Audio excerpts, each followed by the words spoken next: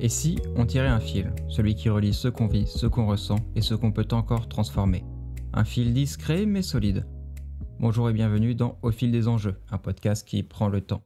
Le temps d'écouter, de réfléchir sans donner de leçons, sans tout simplifier. Moi, c'est Manuel et aujourd'hui, on va se concentrer sur une question complexe et cruciale. Comment le lien entre changement climatique et conflit armé, ce que l'on appelle le nexus climat-conflit, affecte-t-il les efforts de consolidation de la paix?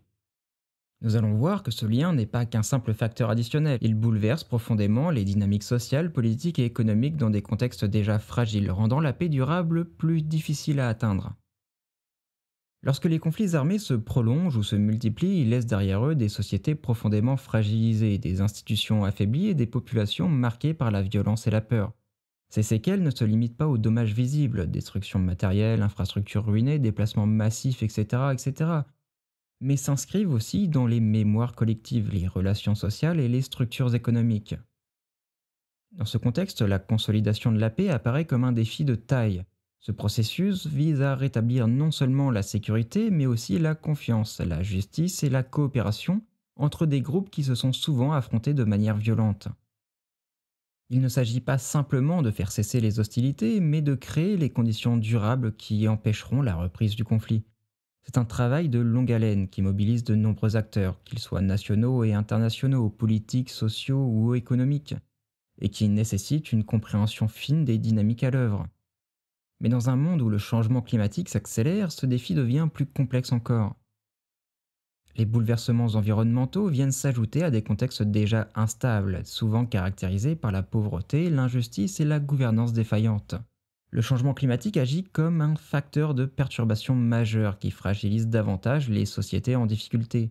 Il modifie les conditions de vie de millions de personnes, notamment dans des régions où les moyens de subsistance dépendent directement des ressources naturelles, et lorsque ces ressources deviennent rares ou imprévisibles, elles alimentent des tensions nouvelles ou ravivent des conflits anciens.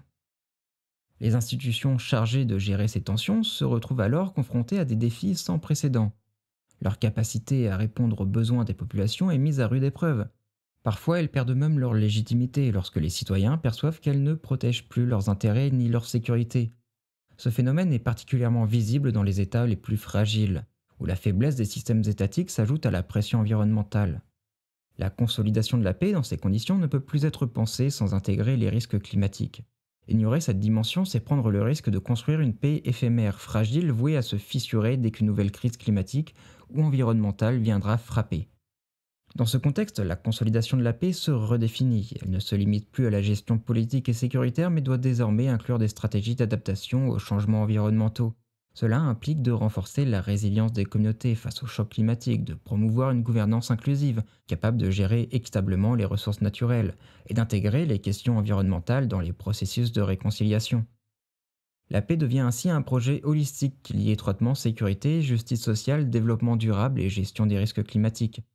Ce paradigme renouvelé invite à repenser profondément les méthodes et les priorités des acteurs engagés sur le terrain, pour que la paix soit non seulement durable, mais aussi résiliente face aux crises futures.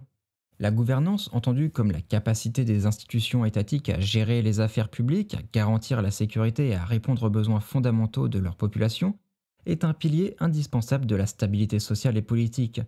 Dans les contextes où le changement climatique exerce une pression croissante, cette gouvernance se retrouve souvent mise à rude épreuve, parfois même fragilisée, ce qui peut avoir des conséquences majeures sur la légitimité des autorités et la cohésion sociale. Lorsque les phénomènes climatiques extrêmes deviennent plus fréquents et plus intenses, les États doivent faire face à des défis nouveaux et multidimensionnels. Les sécheresses prolongées, les inondations répétées, la dégradation des terres agricoles et l'épuisement des ressources en eau obligent les gouvernements à réviser leur mode de gestion et leurs priorités.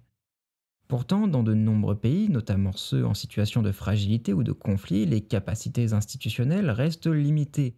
Les administrations locales et nationales peinent à s'adapter faute de moyens financiers, humains ou techniques. Cette incapacité à répondre efficacement aux crises climatiques se traduit souvent par une perception de défaillance, voire d'abandon de la part des populations. La légitimité des autorités repose en grande partie sur leur aptitude à assurer la sécurité et le bien-être de leurs citoyens. Or, lorsque les services publics s'effondrent, que l'accès à l'eau potable se raréfie ou que la gestion des crises alimentaires est inadéquate, la confiance envers l'État diminue. Dans ces situations, des acteurs alternatifs, qu'ils soient groupes armés, milices locales ou réseaux informels, peuvent gagner en influence en offrant même partiellement des solutions que l'État ne parvient plus à assurer. Cette dynamique fragilise encore davantage le monopole de la violence légitime et peut contribuer à l'éclatement de l'autorité étatique. Par ailleurs, la gouvernance climatique demande une approche inclusive, capable d'intégrer les différentes parties prenantes, notamment les communautés locales, souvent les premières affectées par les changements environnementaux. Le déficit de consultation, la marginalisation de certaines populations et l'absence de mécanismes de participation renforcent les sentiments d'exclusion et alimentent les tensions sociales. Une gouvernance qui ne parvient pas à intégrer ces dimensions risque d'aggraver les conflits au lieu de contribuer à leur résolution. Les enjeux liés à la légitimité des institutions s'étendent également à la scène internationale. Face aux effets transfrontaliers du changement climatique, comme les migrations forcées ou la pression sur des ressources partagées, la coopération régionale et internationale devient essentielle. Pourtant, les rivalités géopolitiques, les intérêts divergents et les inégalités entre pays compliquent cette collaboration. Dans ce contexte, le soutien international aux États fragiles doit s'inscrire dans une démarche respectueuse des spécificités locales et viser à renforcer durablement leur capacité de gouvernance. En somme, dans un contexte marqué par des pressions climatiques accrues, la gouvernance ne peut plus être pensée uniquement en termes de contrôle et d'administration classique. Elle doit évoluer vers une approche plus flexible, résiliente et participative, capable de gérer des crises complexes tout en préservant la confiance des populations. La construction d'une légitimité renouvelée, fondée sur la capacité à anticiper, à répondre aux besoins essentiels et à intégrer les différentes voies de la société, est un défi majeur. Car sans gouvernance forte et légitime, les risques de fragmentation, d'escalade, des conflits et d'instabilité perdurent, rendant encore plus difficile la construction d'une paix durable. Le développement économique et la résilience sociale sont au cœur des dynamiques qui conditionnent la stabilité et la pérennité de la paix dans les sociétés affectées par le changement climatique. Au-delà de la simple absence de violence, la paix durable repose sur les bases solides où la population peut non seulement survivre, mais aussi prospérer dans un environnement sûr, équitable et stable. Or, dans un contexte de pression climatique croissante, atteindre ces conditions devient un défi majeur, tant les bouleversements environnementaux fragilisent les moyens de subsistance et les équilibres sociaux. Les économies locales, souvent fondées sur l'agriculture, la pêche ou l'élevage, sont particulièrement vulnérables au dérèglement climatique. Les sécheresses répétées, les inondations, la salinisation des sols ou encore la diminution de la biodiversité impactent directement la production alimentaire, menaçant la sécurité alimentaire des populations. Cette insécurité alimentaire, combinée à la perte des ressources naturelles, creuse les inégalités socio-économiques et accentue les tensions autour de l'accès à ces ressources désormais rares. Dans ce contexte, la pauvreté s'intensifie et avec elle le risque que des groupes fragilisés basculent dans la violence ou soient recrutés par des acteurs armés qui exploitent ces vulnérabilités. Cependant, face à ces menaces, certaines régions développent des stratégies de résilience sociale et économique qui peuvent contribuer à stabiliser les sociétés. La diversification des moyens de subsistance, la mise en place de systèmes d'alerte précoce face aux catastrophes naturelles ou encore le renforcement des infrastructures locales, notamment dans les secteurs de l'eau, de l'énergie et de la santé, sont autant de leviers qui permettent d'atténuer les impacts des chocs climatiques.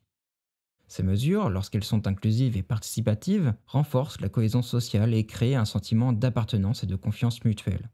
Par ailleurs, le développement économique doit s'accompagner d'une justice sociale. Cela signifie lutter contre les inégalités, promouvoir l'accès équitable aux ressources et aux services et garantir que les bénéfices de la croissance soient partagés de manière juste. Sans cela, les frustrations liées aux disparités économiques peuvent devenir des déclencheurs de tensions et de violences. Une approche centrée sur l'équité sociale est donc indispensable pour bâtir des sociétés résilientes et pacifiques. Enfin, la paix durable dans un monde en mutation climatique exige une vision à long terme, capable de concilier développement économique, protection de l'environnement et justice sociale. Cela suppose d'investir dans l'éducation, la formation, la participation citoyenne et dans des modèles économiques plus durables et résilients. Alors les défis sont immenses, mais les opportunités existent pour réinventer les manières de vivre ensemble, de gérer les ressources et de construire un avenir commun, plus juste et plus serein. Ainsi, la construction d'une paix durable dans un contexte de changement climatique ne peut se réduire à la gestion des crises ou à la prévention des conflits immédiats. Elle doit intégrer une transformation profonde des modèles économiques et sociaux, favorisant la résilience collective, la cohésion sociale et la capacité des sociétés à s'adapter ensemble aux bouleversements à venir.